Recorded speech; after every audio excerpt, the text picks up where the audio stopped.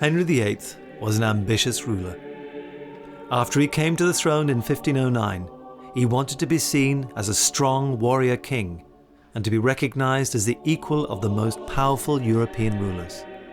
Henry was determined to be able to divorce the first of his 6 wives, Catherine of Aragon, and marry Anne Boleyn, which he did in 1533. However, this went against the wishes of the powerful Catholic Church. In 1538, the Pope excommunicated King Henry. In other words, banned him from the church.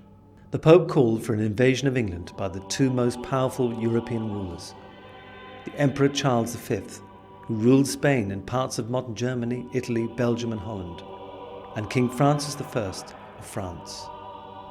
Faced with the threat of invasion, in 1539, Henry VIII began a huge program of building castles around the coast of southern and southeastern England. These fortifications were designed to defend places where an invader might land. In 1544, Henry VIII led an army of 48,000 men in an invasion of France. At the time, this was the largest English army ever sent abroad. The French city of Boulogne was captured after a 2-month siege. This made it even more likely that the French would attack England. Portsmouth was a likely target because it was close to France and was used by King Henry's ships. Southsea Castle was already under construction when the English captured Boulogne. With the threat of a French attack, the castle was hurriedly finished. The building work was completed by the end of 1544, after about 6 months' work. On the 22nd of October 1544, the Governor of Portsmouth, Sir Anthony Knevet, wrote to King Henry VIII about Southsea Castle. Your Highness's new fortress here may be called a castle both for the compass, strength and beauty, and the device and fashion thereof is strange and marvellously praised by all men that have seen it. I dare say your Majesty had never so great a piece of work done and so substantial in so little time, as all skilful men that have seen it do report. The work was finished only just in time. In July 1545, a French fleet of over 200 ships appeared off the coast. French troops landed on the Isle of Wight. On the 19th of July, the English fleet, which was less than half the size of the French one, left Portsmouth harbour to face the enemy. The French were eventually driven off. During the battle, the English ship Mary Rose sank in an accident. Henry VIII was near Southsea Castle as he watched this disaster take place.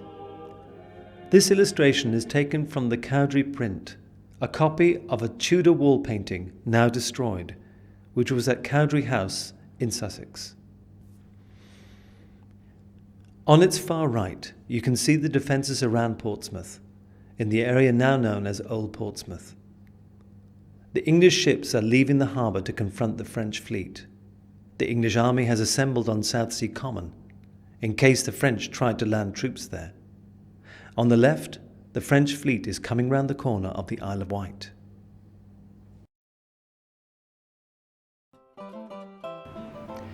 So Southsea Castle had already proved its worth. Henry VIII ordered some more work to be done on the castle to strengthen it. The king had a keen interest in military matters, and it is even said that he had designed the castle himself.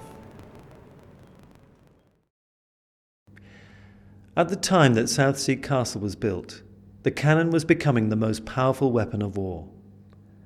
All of the new castles built on Henry VIII's orders were designed with artillery in mind and were built to hold many guns. Unlike earlier castles, they had low walls so that they would present a smaller target for enemy gunfire. Southsea Castle marked a new stage in British castle design. Most of Henry VIII's other castles had circular walls, a design that was better suited to offensive than defensive firepower. The curvature of the walls meant that there were blind spots in the defences. Southsea Castle had angled bastions or projecting walls on 2 sides.